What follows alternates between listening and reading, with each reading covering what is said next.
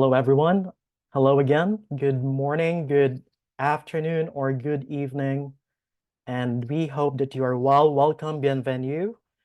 And this is our second Mosiaque Dialogue co-hosted by Mosaic Network and Queen's University Belfast Center for Language Education and Research. We are so glad that you are able to join us today. I will be moderating this session. My name is Chris. I'm a doctoral student here at McGill University in Montreal. And before we officially begin the panel, I'd like to do a land acknowledgement.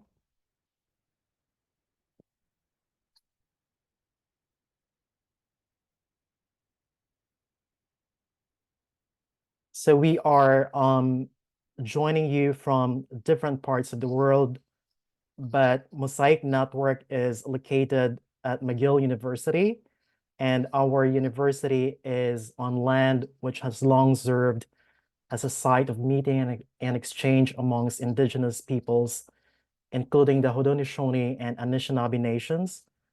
We acknowledge and thank the diverse indigenous peoples whose presence marks this territory on which peoples of the world now gather.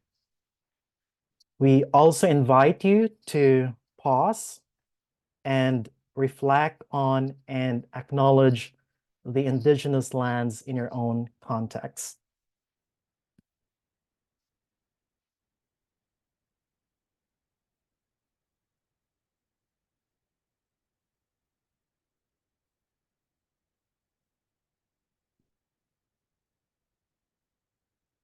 Sorry, let me just stop sharing my screen.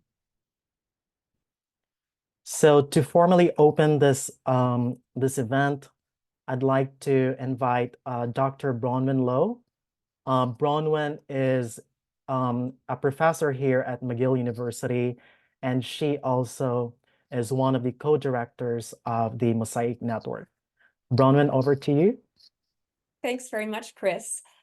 It is my great honor to welcome you all today to our second Mosaique Dialogue. And for those who are new to this community, I want to offer a particularly warm welcome and say how exciting it is to come together with people across so many different contexts, time zones, university and other settings. And this is, I think, particularly pleasurable for those of us who've been imagining what this network could look like for a while, because you're really realizing the vision we had of an international engaged community of literacy scholars. We've also been working to think of literacy in the most expansive and we think dynamic and meaningful ways. And our talk today, I think, really also embodies that vision of what contemporary dialogues around literacy can look like. And so the title of our talk today is Aesthetics and Semiotics of Resistance, Cultural Production as Expression of Resilience. Our presentation today brings together a number of scholars, some who are located in Jojogé at McGill University. We have doctoral students, we have faculty members, and we also have scholars from Toronto and from Queen's University Belfast. I will let Chris offer some more fulsome introductions to our scholars today, but know that you are welcome, and that now that you are here, we consider you part of our community, and we'll continue inviting you to other events where we can all continue learning more about each other and our work. Thank you very much. Thank you, Bronwyn. I would just like to mention some housekeeping, just a gentle reminder. By the way, this session is being recorded, as you're aware of. We will not be recording the question and answer part, though. And also, please be on mute throughout the presentations. And if you have any question, just type them in the chat box, and And when it's time for the question and answer, we will start with the Q&A questions from the chat box. And then we will open the floor to everyone. And the main question and answer part will be conducted after all the presentations are given. So each pair, we have 6 scholars today. We have 3 presentations, and each presentation is 20 minutes. All right, so I'd like to officially introduce our first speakers. We have Dr. Amir, Kalan, and Bianca Gonzalez. Dr. Kalan is an assistant professor in the Department of Integrated Studies and Education here at McGill, and his work aims to create a sociology of literacy that provides insights into cultural, political, and power relational dimensions of linguistic and textual practices. He is particularly interested in learning about the experiences of minoritized and racialized students in multicultural and multilingual contexts. He studies literacy practices that are unofficial, underground, community-based, plurilingual, and multisemiotic. Bianca is a PhD student in educational studies here at McGill as well, and she is supervised by Amir. She recently completed her master's degree and her thesis, of course, in language education within the same department and with the same supervisor, and that's Amir, and where she investigated the often overlooked language practices embedded within the cultural productions of 3 translingual women of Montreal's music community. Her research interests lie at the crossroads of out-of-school critical literacies, cultural production, and translanguaging. Bianca and Amir, the floor is yours. You have 20 minutes.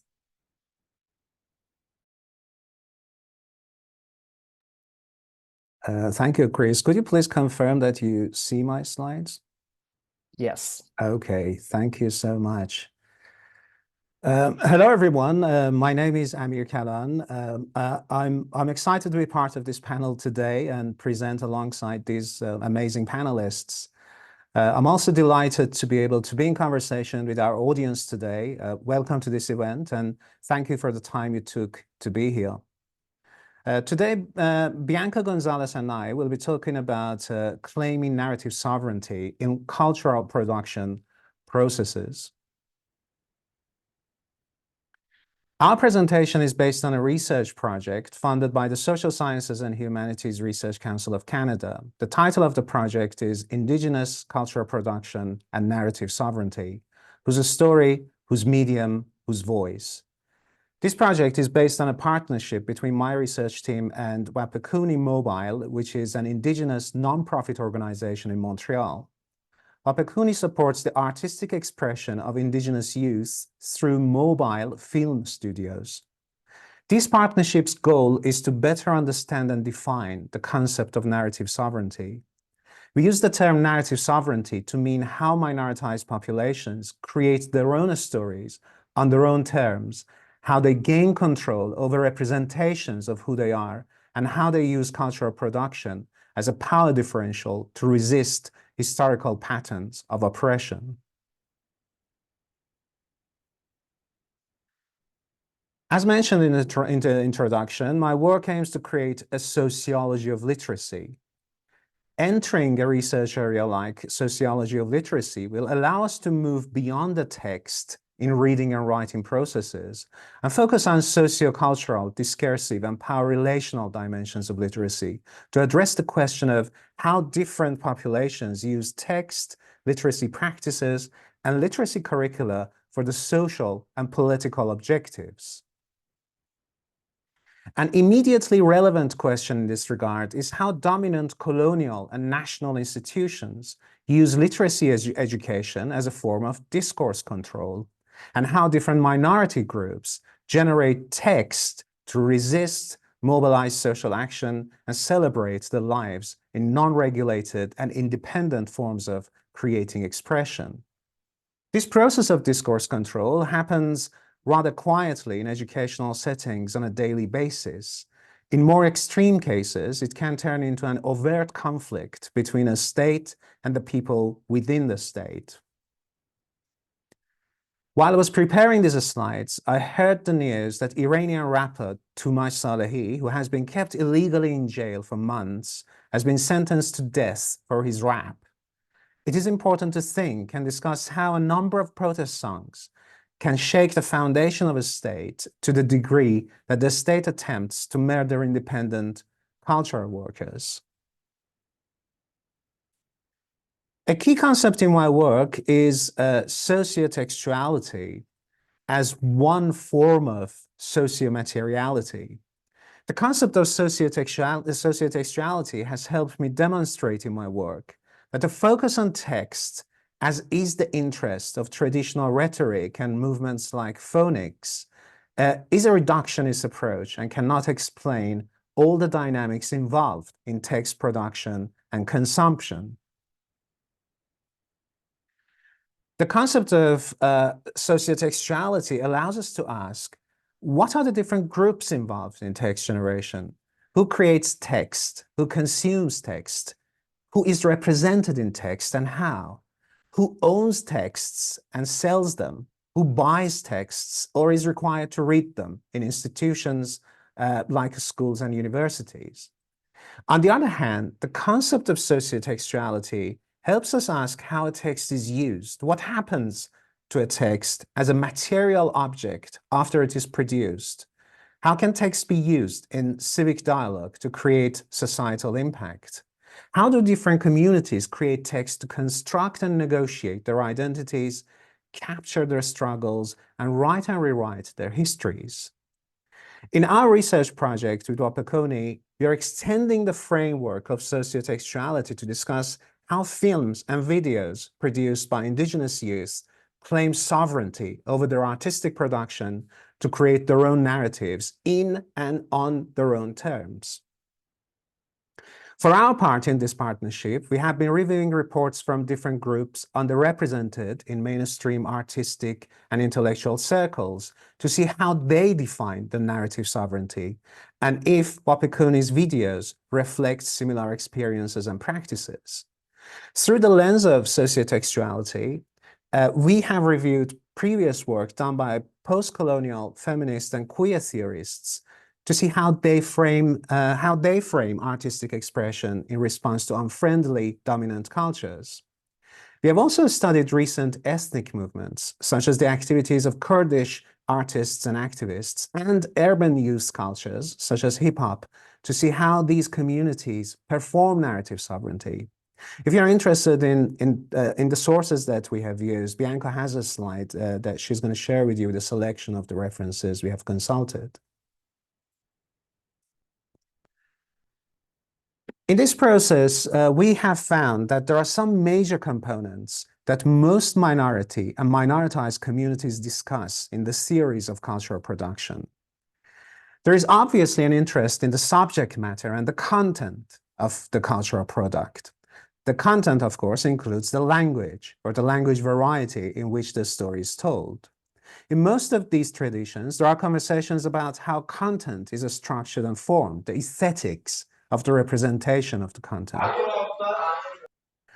At the same time, these theories extensively discuss the social in sociotextuality.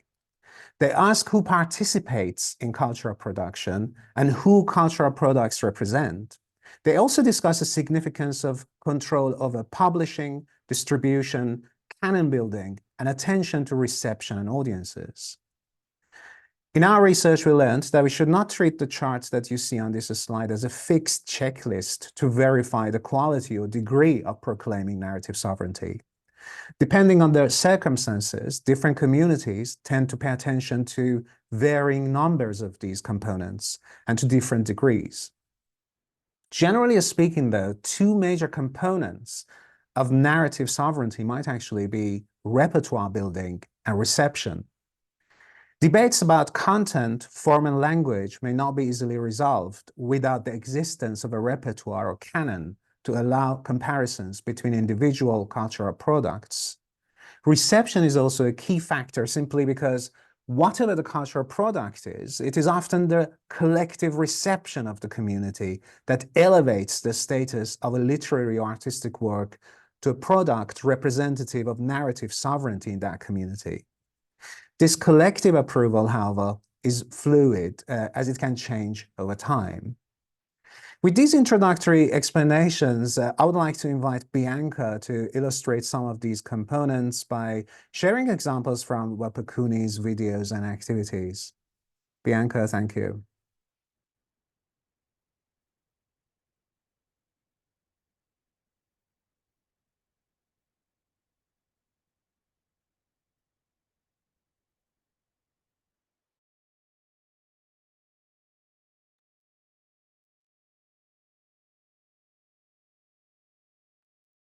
There it goes. Sorry, my computer's lagging a little bit.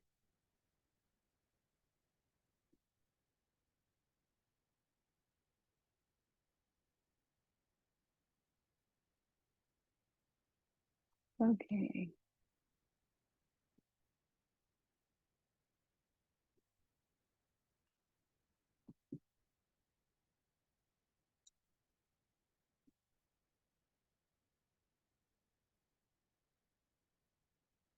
Okay, can you see my screen? Can you hear me?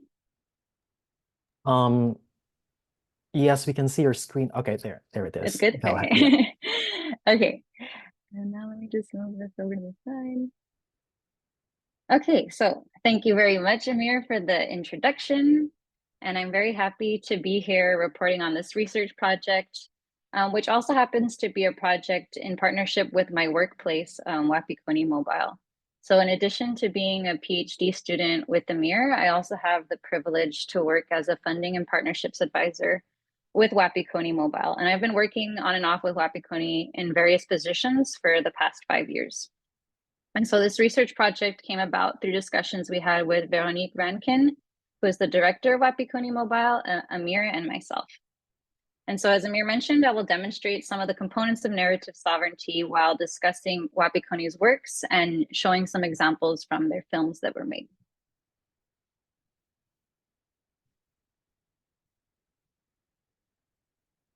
Okay. So one component that we notice of narrative sovereignty is participation and representation. So over the past 20 years, Wapikoni has been supporting the creative expression of First Nation, Métis, and Inuit creators across Turtle Island, but mostly within the settler colonial context of what is now known as Quebec. So by creating physical and virtual spaces where Indigenous peoples can come together in their communities, online, or in urban contexts and participate in processes of audiovisual creation, via their mobile studios, which you see on the left-hand side, and virtual creation studios on the right-hand side. Wapikoni works to address not only issues of representation found within the dominant film industry, but more importantly, they also work to support and to promote a form of storytelling that originates with Indigenous peoples. However, this doesn't mean that there aren't tensions and limitations with regards to collaborating with non-Indigenous or settler participants within the context of Wapikoni's activities. This takes shape in different forms of mentorship and has led to questions such as who should we collaborate with and in what capacity, and how can we contribute to narrative sovereignty if we're at times limited with regards to having an 100% Indigenous team. Another component of narrative sovereignty is the content or the themes or the subjects that are found within the films that are produced. So on this slide here, you can see a word cloud that was generated and is highlighting major themes and subjects that were coded and put into a database by Wapikoni Mobile, just from the films made in 2023 in their mobile studios.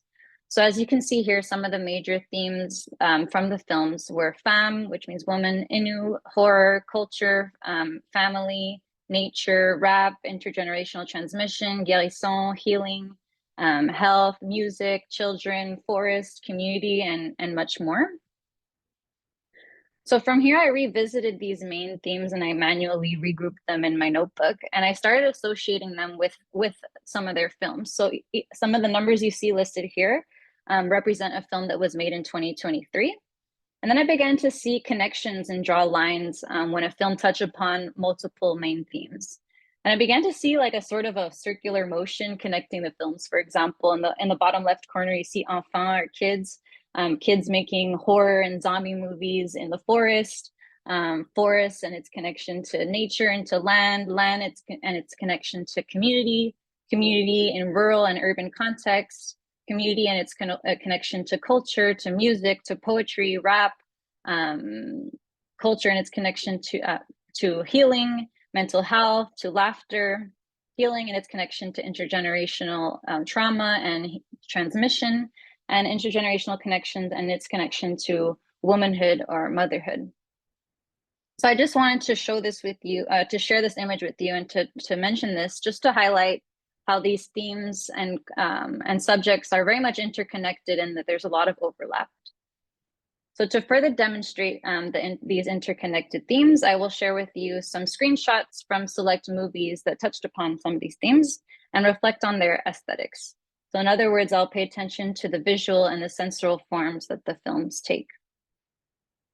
So for example, in the film Etenatuan Uin by Neil Mestakosho and Yael Joshua Ishapato, we see Innu youth making a zombie movie in their community of Natashquan. And aesthetically, we can see that these young directors are making their film in their local environment and mobilizing friends or fellow youth as non-actors or as zombies in their film. In the film Rufus Utipat Shimon by Sandre Chernish Saint-Onge, another film where Innu youth tell a horror story and legend in their community of Pessamit, we also see aesthetically that their props or their set building was made from what seems to be the materials and the natural materials found around them. Here we see some screenshots from a music video directed by Adam Dubé, aka J Big, for his song Autumn Fall. And in this music video, filmed in a forest near the city of Trois-Rivières on Atikamekw territory, Adam Dubé aesthetically captures and contrasts urban and rural landscapes, placing himself in between both of these locations, using long shots, allowing us to see more of the natural landscape. And in the bottom left corner, you can see visually making the human look quite small in comparison to the environment. Here are some screenshots of Kim Arsenault's short film, The Monster in Me, which centers themes of intergenerational trauma, culture, sacred practices, dance, and womanhood. And aesthetically, we see a juxtaposition and a fusion of traditional cultural elements such as ribbon skirts and sage burning with modern mediums of forms of animated film. And the last example I'll share with you today are screenshots from Catherine Boivin, and excuse me for the pronunciation, Anot Ata Ik Waparan Akosin. And in this film, we see the split screen, aesthetic choice of the split screen, which visually contrasts and connects the director's lived reality with that of her toddler in the context of their home. So with these examples that I've shown, we can see different aesthetic choices and forms that emerge from the films produced by Wapikoni and directed by Indigenous and creators who have more or less familiarity with the relatively modern medium of film. And so once again, like the other components of narrative sovereignty, that doesn't mean that there aren't challenges with regards to centering their aesthetic choices of these creators who are within the context of the mobile studios and who have different levels of experience with filmmaking and using the medium of film. Another component of narrative sovereignty is language. It's been well documented the role that colonialism and linguistic imperialism has played in uprooting Indigenous communities from their languages, funds of knowledge, traditional stories, and connections to land. And so writing or making films and creating collections entirely or even partially in ancestral languages has been means by which artists have resisted the erasure of their languages and cultural practices in dominant monolingual or bilingual contexts. And while it so happens that 4 of the 5 films that I showed to you today were made in Indigenous languages, 2 were made in Innu Ayaman, 1 in Abenaki, and 1 in Atikamekw, this is not always the case. In fact, a majority of Wapikoni's films are in French, and there are challenges with regards to translation when there are use of ancestral languages and distribution. However, what is clear is Wapikoni's attempt to support and make space for creators to use their ancestral languages and cultural practices when possible and when desired. Wapikoni is also challenging dominant canons by building and sustaining their own repertoire, their own collection of now more than 1,400 short films and 800 musical creation made by Indigenous creators and produced by Wapikoni, accessible in part on their website. The distribution and dissemination is also another component of narrative sovereignty. The dissemination of Wapikoni's films always starts with a community screening by and for the community where the films were made. This event, hosted at the end of a mobile studio, brings together creators, community members, elders, etc. Wapikoni also has a department dedicated to the distribution of their films in various local, national, and international film festivals, as well as online platforms. They also have a department dedicated to the dissemination of their films, primarily in First Nation, Métis, and Inuit communities of Turtle Island, by means of their cinema on wheels that you see here on the right, which is a trailer equipped with everything to drive, eat, sleep, and host film screenings in different communities. In addition to audiences of film festivals, Wapikoni Mobile also creates programs and activities that are geared towards specific audiences, either non-Indigenous or settler audiences, as well as Indigenous audiences. For example, they offer awareness raising workshops in which they use a selection of their films to initiate important conversations and dialogues regarding the history, geography, and lived realities of Indigenous peoples today within the context of primarily urban educational contexts. Wapikoni also demonstrates a particular intention to create spaces for Indigenous peoples to come together as an audience by making space and hosting activities for different communities and nations to watch and reflect on Wapikoni's films. This is done particularly within their dissemination sector. And for example, on the right-hand side, in 2023, for the Decade of Indigenous Languages, Wapikoni hired a team of Indigenous curators to make a program in Innu Aimun to center the stories that this language holds and to highlight the importance of celebrating and centering Indigenous languages and knowledge systems. So what Wapikoni's activities demonstrate is that narrative sovereignty is not only about what is in the film and who makes it, while this is very important, but also about what happens to the film after it's made. How is it cared for? How is it curated? How is it archived? Who can access it? And what audiences will receive it, reflect, and see themselves in these works? So once again, this does not mean that these moves toward narrative sovereignty are not met with challenges. However, we hope that through this project and through the naming of these components, that we can contribute to bringing to light the actions taken by Wapikoni and continue to move closer to having control over one story. Nyawa, merci, thank you. And here's a list of our references. Thank you, wonderful. Thank you so much, Amir and Bianca, for opening this panel with that very thought-provoking presentation and somehow introduce us to this idea on what aesthetic is in different community. Right, so just a reminder, if you have questions, please feel free to type that in the chat box. Okay, we will move on to our second set of presenters. So we have Dr. Yecid Ortega and Fionnghuala Roibeaird. Yecid is an assistant professor in the School of Social Sciences, Education, and Social Work at Queen's University, Belfast in Northern Ireland, where he teaches graduate classes in TESOL and applied linguistics. He explores the linguistic and cultural lived experiences of marginalized migrant communities and the ways in which they assert their identities while integrating and resettling into the receiving societies. He currently focuses on alternative forms of research, including but not limited to arts-based, creative, critical, and post-material methodologies to understand one's place in the world. Fionnghuala, on the other hand, is a PhD candidate in Queen's University, Belfast, and her thesis examines the relationship between Irish medium education, or schools that educate through Irish, and community regeneration in West Belfast. Her research interests intersect with her history and activism, such as language rights, feminism, and queer rights. For the purposes of this talk, her graffiti and murals for feminist causes and her belief in the power of those images intersect with a study on linguistic landscapes. Yecid and Fionnghuala, the floor is yours. All right, thank you so much. I'm going to try to share my screen. Just give me a second. Yes, hold on.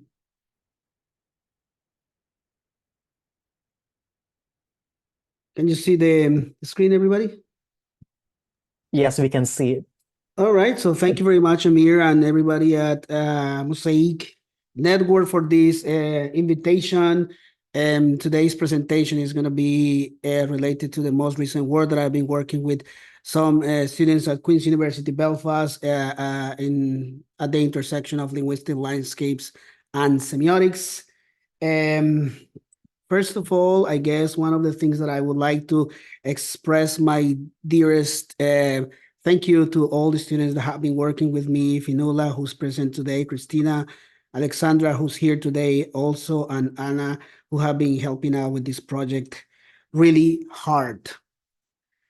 So as this work is sort of an ongoing work for a long time, I would like to introduce you with the theoretical or conceptual framework of not necessarily this work, but the overarching work that I have been working for a while now, that I call it a post-semiotic transversal axis as a conceptual framework.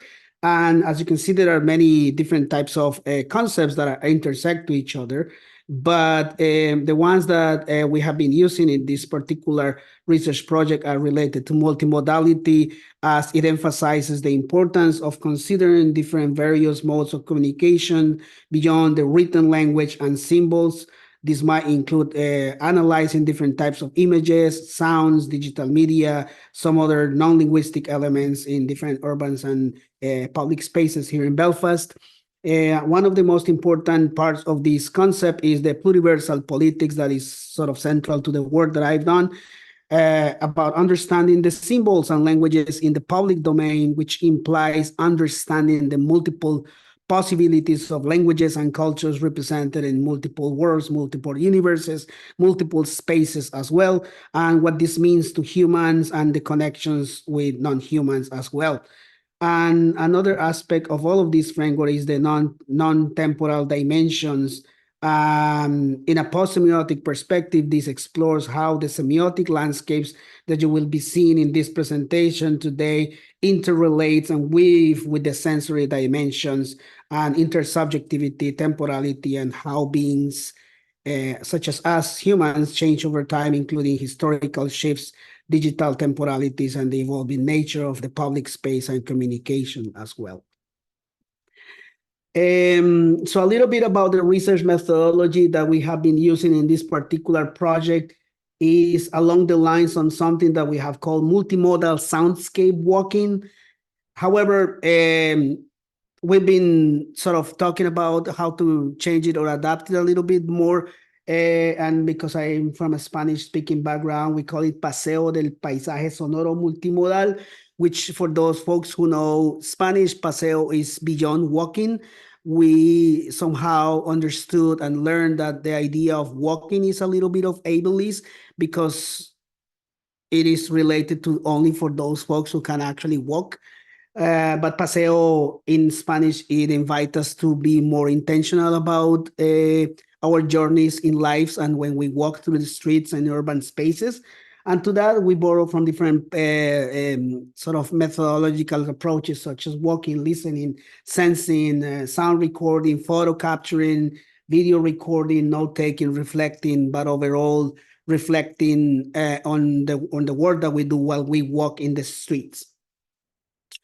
I don't want to take much of time because I believe the center of this work is mainly related to the land that I've been here for a couple of years now. So I think at this point, Fionnghuala is the one who has been working in this land longer than me, and she's the one who's going to help us out to understand a little bit more of the background of and context of where we are situated right now. So Fionnghuala, the floor is yours.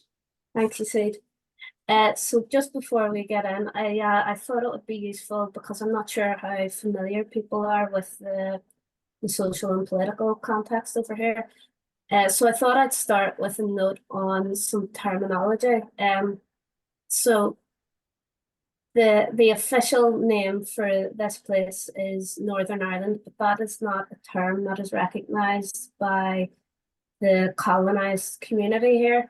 That's a term that was imposed on us through plantation and then through partition of the island. And you wouldn't hear many from my community referring to this place as Northern Ireland. And when we do hear it, it stings a little, it kind of hurts your soul. So you'll hear me refer to this place as the North of Ireland, or the North, or maybe the 6 counties. As the North is made up of the 6 northeastern counties of Ireland. The split, the community divide in the North of Ireland is along the lines of what's known by academics as the Catholic Nationalist Republican community, or the CNR, and the Protestant Unionist Loyalist community, or PUL. These terms are a crude shorthand for what is a really political, complicated situation. And it's kind of the best we have to work with, but it doesn't describe the complexities that exist in this place. But this sectarian division has its roots in the second colonisation of Ireland, which happened in the 16th century, shortly after England had converted to Protestantism, and religion was used as a social marker in Ireland to distinguish between the indigenous and the colonisers. Yecid, could you go to the next slide, please? Thank you. So this is the context in which the peace walls, as they're known as, exist. So there was always sectarian tension since the partition of Ireland in 1922. But this increased with the civil rights movement, which was established in 1965. And this movement was heavily inspired by the American civil rights movement. And it had the support of Catholics and liberal Protestants. It wasn't endorsed whole scale by people along the Republican tradition. So Republicans aren't Republicans in the American sense, more along the French lines of want to set up a republic with a democratically elected leader and political system. And Irish Republicans tend to be on the left-wing political spectrum.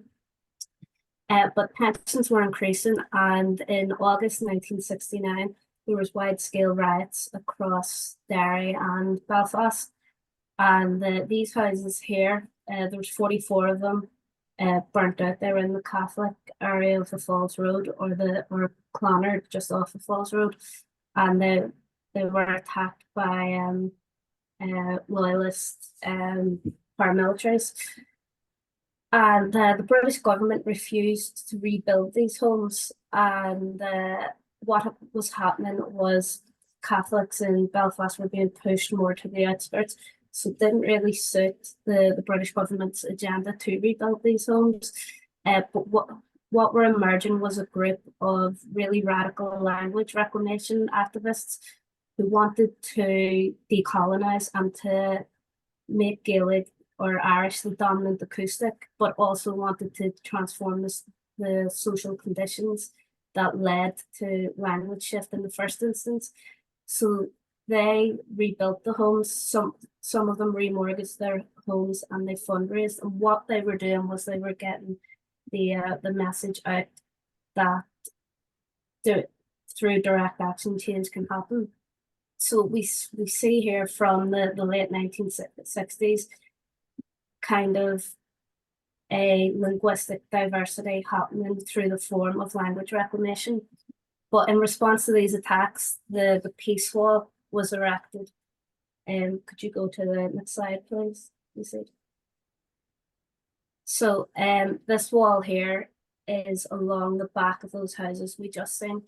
and there are Protestant and Catholic sides of the wall, and there are consequences for what is tolerated on the walls. Generally speaking, republicanism is associated with the left wing of the political spectrum, and unionism with the right. And this side of the wall where we're on, before we get to these gates here, this is the Catholic side, and if you back up, you emerge on the Falls Road in West Belfast. If you take a right, you end up on the Shankill Road in the Protestant side of West Belfast. But beyond these gates, this is all known as the Protestant side, and there is a bit of a shift in what's tolerated on the walls and what's written on it. This is mostly the place where tourists leave messages on the wall. Could you go to the next slide, please, Lucy? So in 2016, I was involved with an abortion rights group called Alliance for Choice, and they asked me to do a mural on the wall. And this was directly facing the offices of Alliance for Choice. And this is on the Protestant side. So we had done this mural, and I'm not sure if you can see it. It says here, "Hey, hey, Mister, get your laws off my sister," which was a chant we used to say at the time at rallies. And we also wanted to add these other bits of graffiti that didn't look quite as tailored as the mural, which was done with stencils, just to encourage more graffiti, especially from tourists who wouldn't have been familiar with our abortion laws at the time. The taxi driver mural as well is directly targeting the taxi drivers who give tours up and down the walls. If you ever come to Belfast, you'll probably go on one of these tours. And what we wanted to do was to encourage them as well to let other people know about the situation here with abortion rights. Could you go to the next slide, please, Yecid?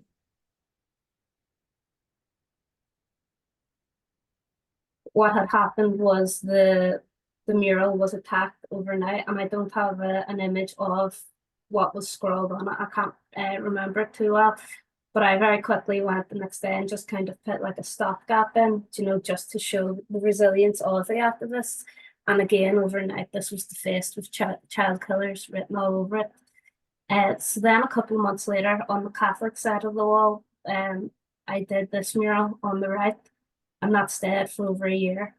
And that's because feminism is more associated with republicanism, because there were a lot more women involved in republicanism than there were with unionism.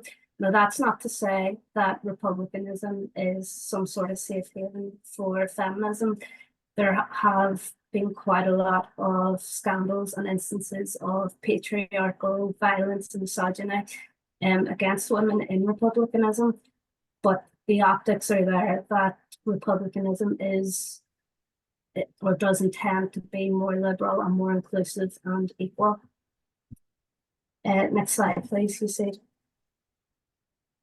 So just moving on to some of our reflections from the field. So we walked up and down the peace walls with a recorder, and we were taking photos of what we see. And even though this project is concerned with the linguistic landscapes, the absences on this wall that we see kind of tells us more than what words could. So this photo was taken with the peace wall to the back of us. And the reason that there are bricks missing up and down the wall this happens is because youths from the Protestant side of the wall have taken bricks out to use them as projectiles to throw them over the wall into the gardens of the nationalist community on the other side. And what you don't see as well is, because it's really difficult to get a photo of it without a drone, is the gardens in the nationalist side of the wall. They've reinforced it with their gardens with grills as well, so projectiles can't get them. So their back gardens are literally caged in. And so we just felt it was important to include this to highlight that the peace wall is still a place of tension. And next slide, please, Yecid. And this photo was really, really interesting. So this is against the peace wall, and on the back of it are those houses that I showed earlier.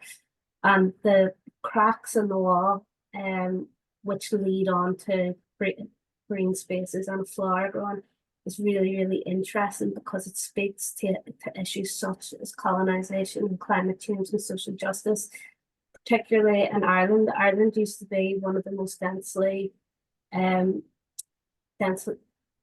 covered places with trees in all of Europe.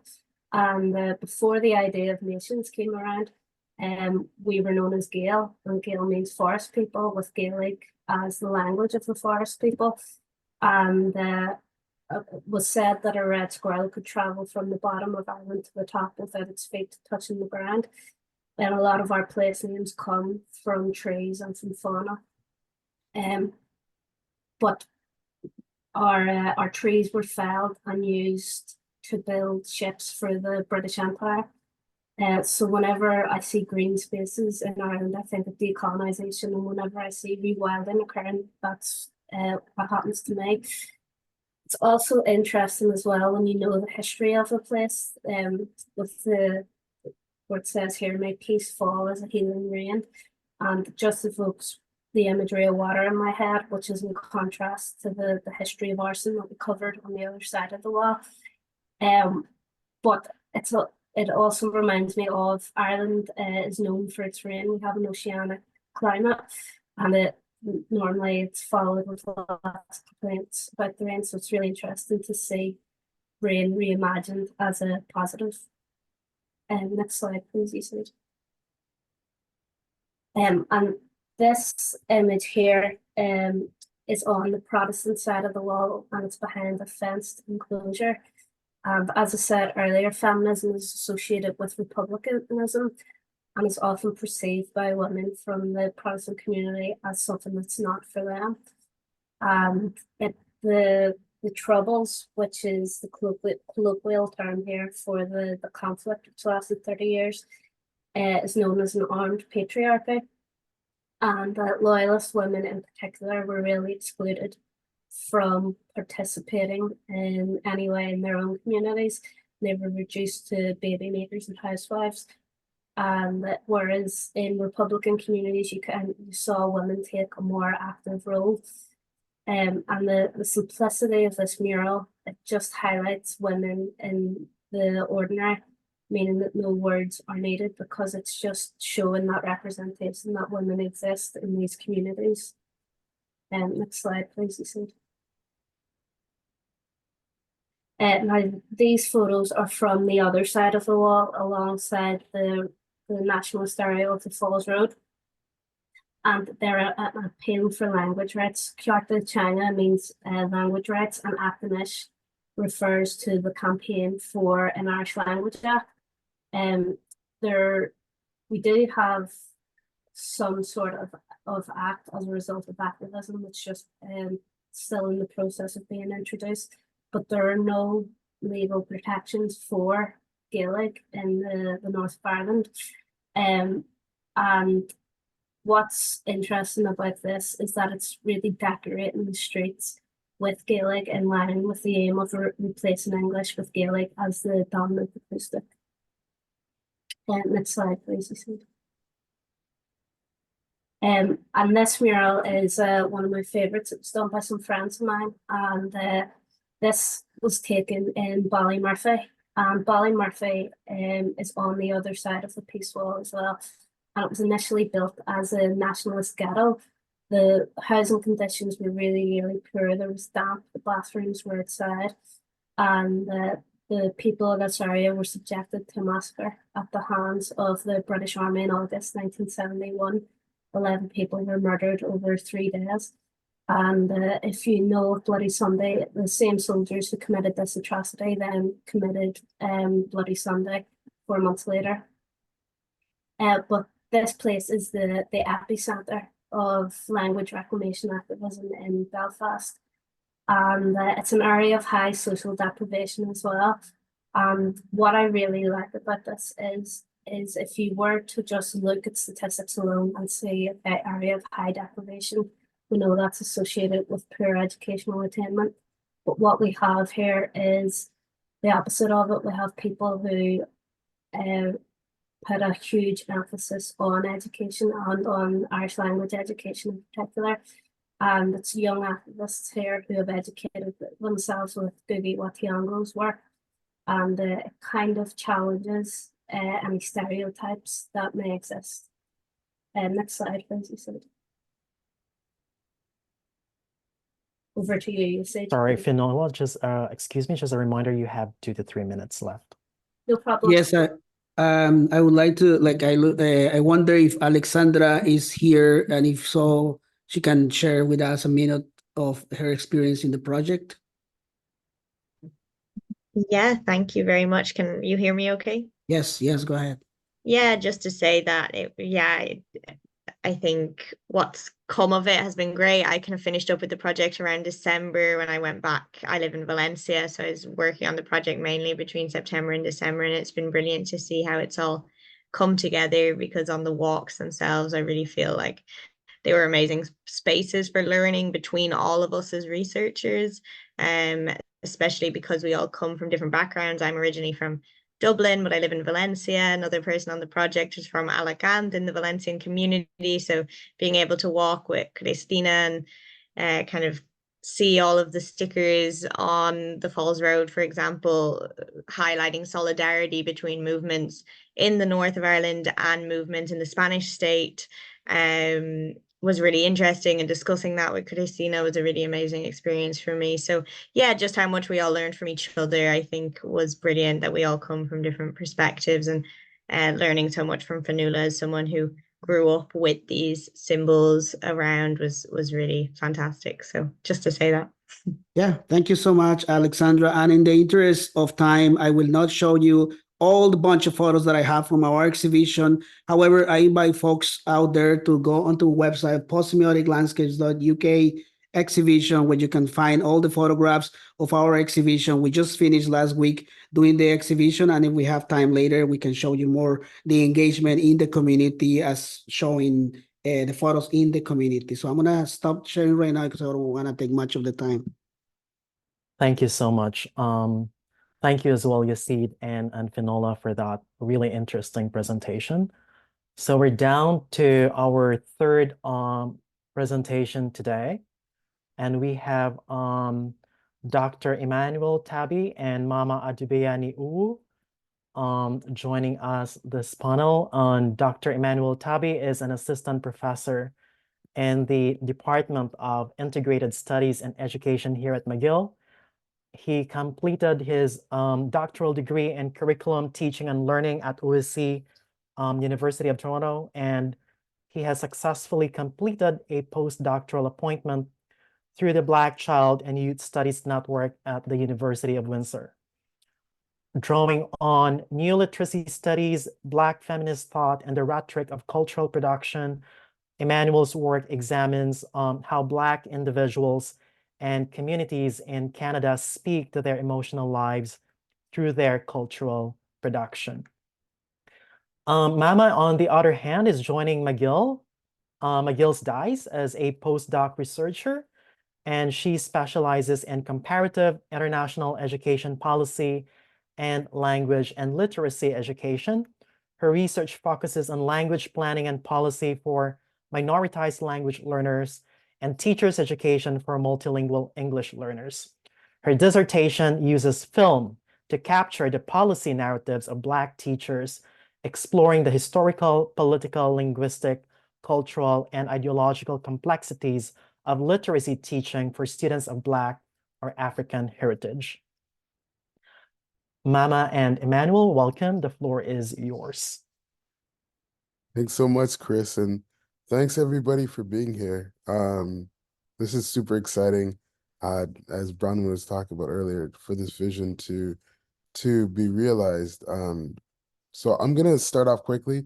The project that I'm going to be speaking about today was called I Too Know Why the Caged Bird Sings. It was based on 4 narrative case studies in Toronto, Ontario. The 4 folks that I spoke to These are pseudonyms, were Abile, Efe, Remy, and Kofi.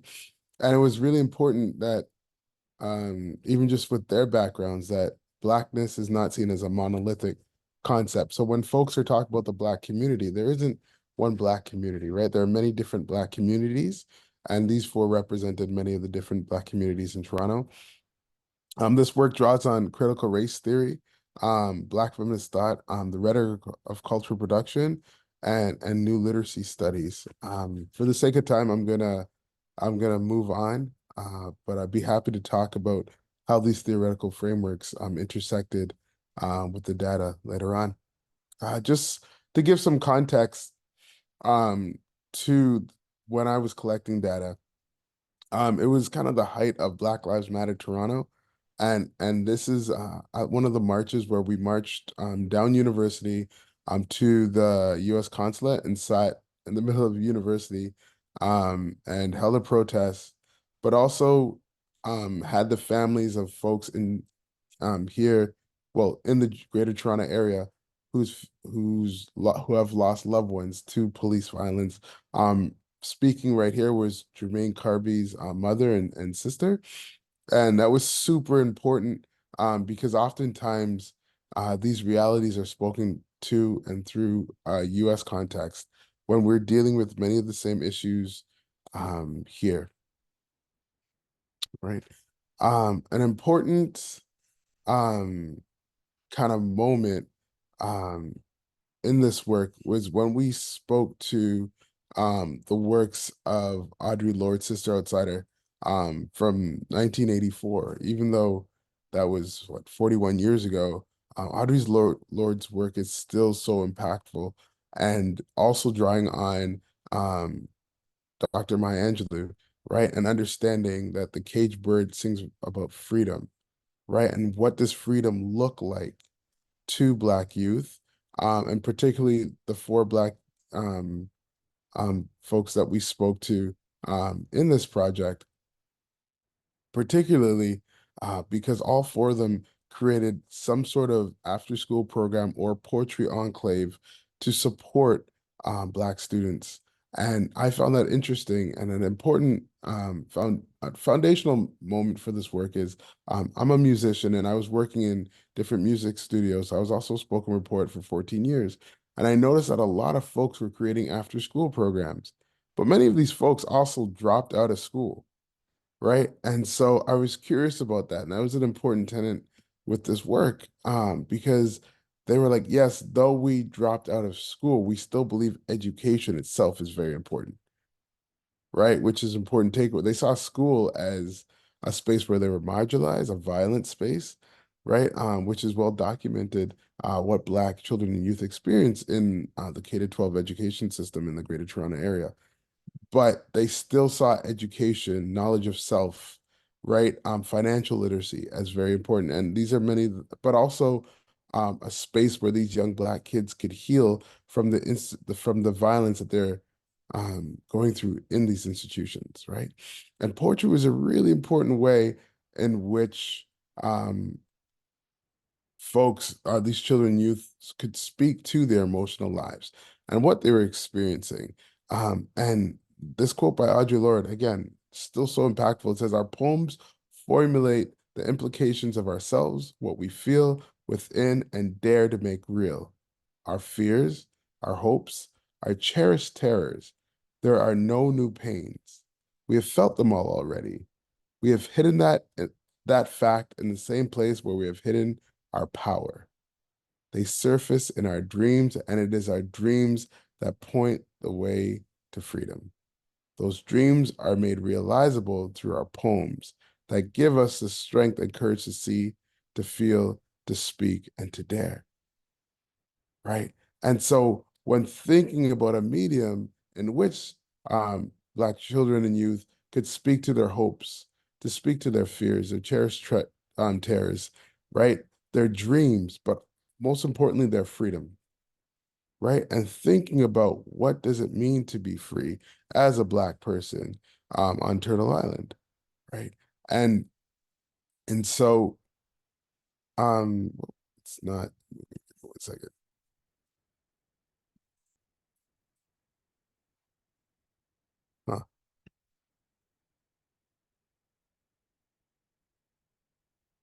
There we go.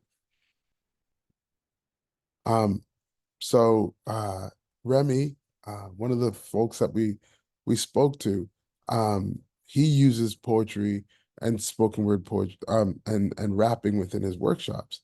And one thing he said is, let's change our people, let's organize, right? And one thing he was very proud about was the ways in which he was able to act as a mediator between parents and children. So many parents felt that, hey, once I just bring my kids to Canada, they'll have all the opportunities in the world, right? And then these kids come here and experience a great deal of anti-Black racism, right? So the parents are like, well, how come my kid's not succeeding, right? And so he created these after-school programs in his neighborhood in the GTA. And he said, when you run a program, the most important thing is that you affect those kids' lives, and you never know where that is going to go. I ran the youth programming at the community center where I grew up, helping youth work against hate. I used the 5 elements of hip hop and showed them how they can use it to be constructive in everyday society. For example, part of hip hop is like becoming a superhero and creating an alter ego. This alter ego helped them go through life regardless of the oppression and politics around you, right? And so Remy, who himself used rapping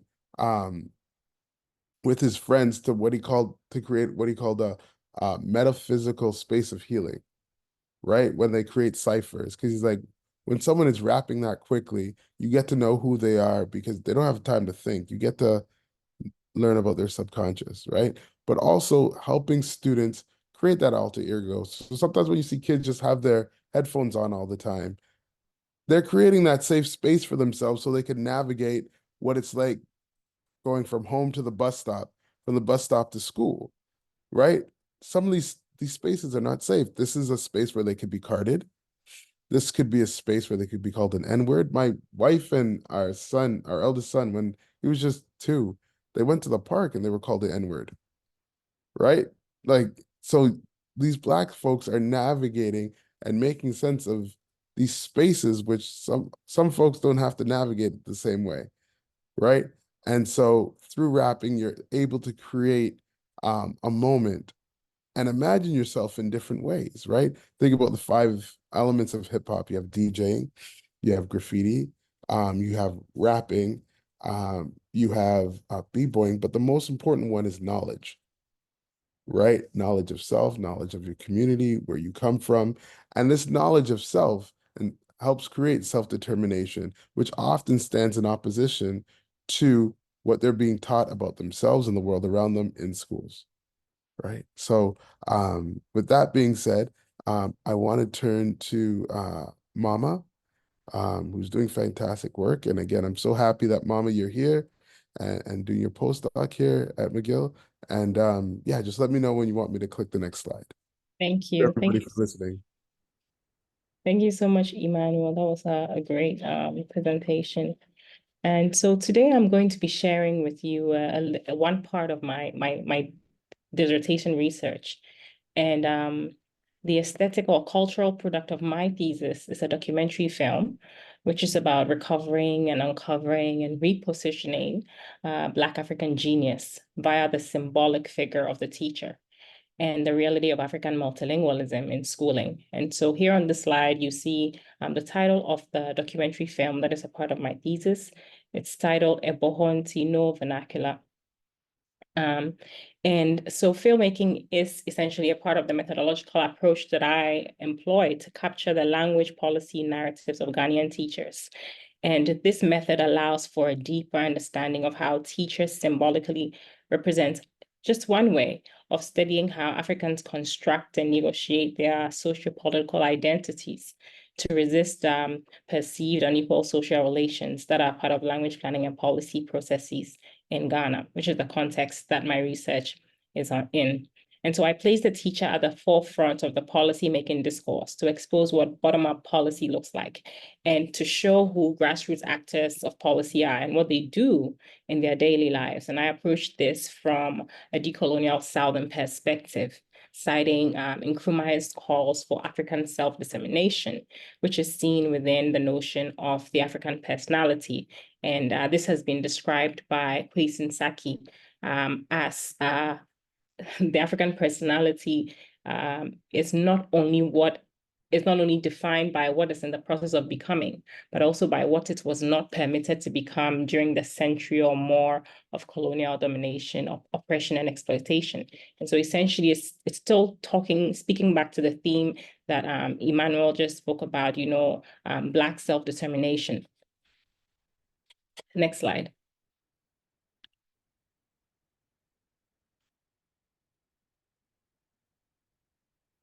Hi, E, do you hear me? Okay, thank you so much. And so any cultural product carries authentic interlocution, and to read language policy through the teacher, my research drew on African modes of self-narration. And so in my presentation, I'll be exhibiting just a few of the language portraits and policy stories that I uncovered in my research on the teacher from the Gold Coast, which is what Ghana used to be known during the colonial era to present day Ghana. And my aim is kind of to offer an explanation for Africanity, an explanation for the African experience of language policy. And I'm using language portraits and policy stories in my research. But I'm drawing on Africanity theories, and Africanity is described as a combative ontological stance towards dominant Eurocentric analysis of African peoples, their languages, cultures, socio-historical experiences, and settings. And it demands essentially that Africans do not depend on other societies for solutions to their problems, but study their own societies on their own terms. And so in terms of the film, the cultural product that is emergent from my thesis, it speaks to Africans generating knowledge about language policy via their own history and via their own their lived experiences. And for me, this meant deconstructing and reconstructing language planning and policy's colonial archive. And I did this by relying on African ways of knowing, such as Ubuntu or Sankofa, which are frameworks that are anchored in historicity and the collective human experience of African multilingualism, which I argue is fundamental to narrating how teachers make sense of language policy in multilingually complex global South settings.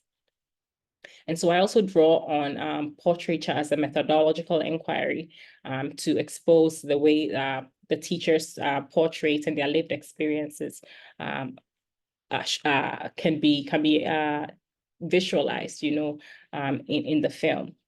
And I also use language biographical interviews in my study. Next slide. And so here on this slide, what you see is a map showing the mobility, multilingualism, and multiliteracy of Africans from the 1700s to the 1900s between the global South and then the North. And it is illustrating the language journeys of the historical teachers from my thesis that were engaged in language policy in the Gold Coast. And the quote to the right is taken from one of those historical teachers. His name was James Emmanuel Agri. He was a Gold Coast teacher, a missionary, and a co-founder of Achimota School, which was the first experimental school model for the first mother tongue-based bilingual education policy in 1925 in the Gold Coast that used vernacular languages alongside English in the early years of schooling.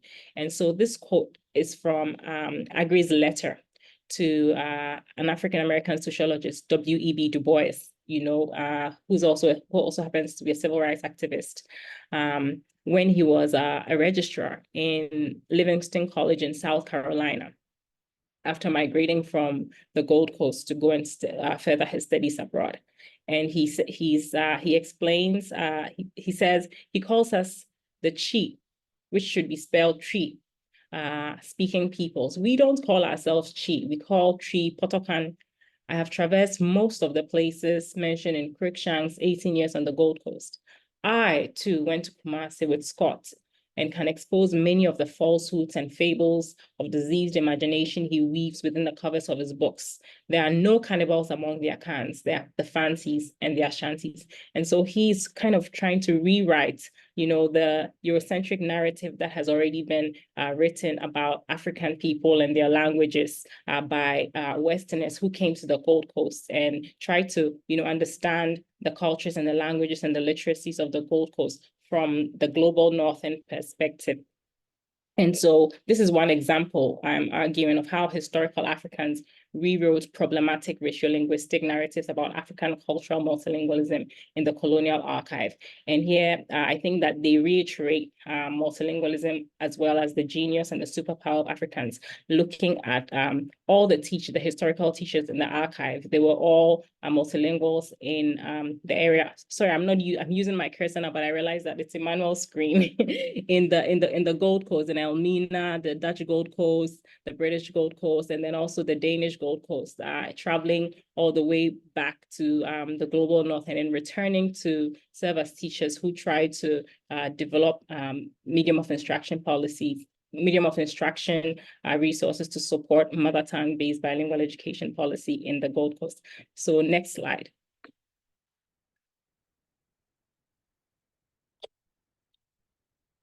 And this slide shows the modern portraits of teachers in my research. And tells the language policy stories of 5 teachers that currently engage in language planning and policy interpretation in Accra, in Accra, Ghana. And their names are Janet, Sheila, Richard, Louisa, and Beatrice. And they chose, and we chose collectively not to anonymize them because they wanted to be acknowledged. And so this is also a way in which, you know, I reaffirm these teachers' rights to be able to tell their stories and to tell their narratives without being, you know, covered by, you know, some of the northing, you know, research principles of anonymizing the data to protect the data. They wanted to be acknowledged as part of the cultural production of that was emergent from the thesis. And here you can also see that these are Ghanaians who are also multilingual, mobile, and multiliterate. Even though they were born, most of them were born in the southern area of Ghana, they migrated and learned so many different languages amongst, which were within which are part of the 84 different languages in Ghana. So you can see about 12 languages represented across their own linguistic repertoire.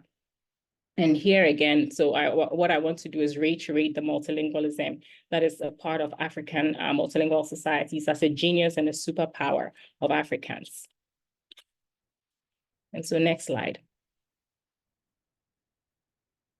And in this slide, which is the final slide, sorry, I won't bore you with more details, is a quote from one of the participants, the eldest participant, actually, Janet, who lived during the post-independence era in Ghana in the 1960s, where we were transitioning we had just transitioned from independence and had a series of military coups that interrupted education and interrupted language planning and policy interpretation. And she's saying, she says, I was in the Burma camp school one day when we woke up to the news that Busia had been overthrown, and we all took to our heels and ran away. It was not an easy period. At the Burma camp school, the medium of instruction was English. And imagine a village student like myself in the city. It was difficult to understand whatever I was being taught, as I could not understand what the teacher was saying. I would stare at the teacher sometimes, not understanding a word of what he or she was saying. Sometimes the teacher has to use particular gestures for me to understand what exactly she was teaching. When I was given schoolwork, I did not understand any of it because it was all in English. And considering my background and where I came from, how was I able to understand anything in English? It was difficult for me, and I struggled to learn the English language, which was the medium of teaching. And so here, Janet is explaining the complexity that is associated with African multilingualism through her lived language experiences in Ghanaian schooling, where she tried to, master English speaking, because that was the medium of instruction that was used. And in spite of all her struggles, she retains her multilingualism in spite of the volatility associated with language planning and policy. And so the cultural product of this thesis, which is the film, is trying to reiterate multilingualism, again, as the genius of Africans, and argues for strengthening rather than limiting the multilingualism that Africans bring into the classroom and into school spaces in the literacy teaching that goes on in a lot of these African multilingual spaces. Thank you. Thank you so much, Mama and Emmanuel. If you have questions, please feel free to type in the chat box.